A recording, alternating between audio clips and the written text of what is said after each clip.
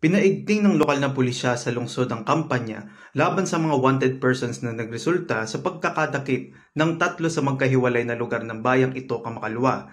Samantala, nahaharap naman sa kasong paglabag sa New Anti-Carnapping Act of 2016 si Carlo Jobson na sa rank number 10 city level most wanted person sa Naga City. Inaresto si kanila sa bisa ng warrant of arrest na inisyu ni Presiding Judge Emmanuel Silva ng RTC Branch 4 3rd Judicial Region Mariveles, Bataan. Walang inirekomendang piyansa sa kanyang kalayaan. Nadakip naman sa Barangay Ilayang Talim ang isa sa itinuturing na most wanted person sa Mandaluyong City na si John Fritz Gerard Inog.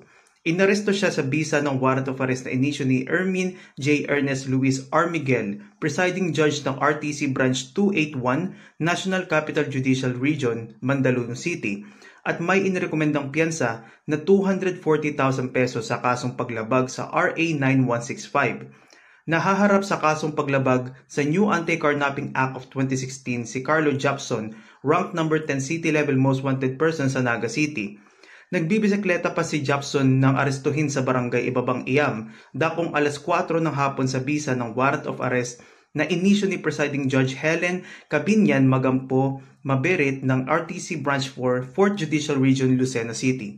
Alam kasi na nag-uulat para sa DZDG 96.7 Destiny Radio at your service.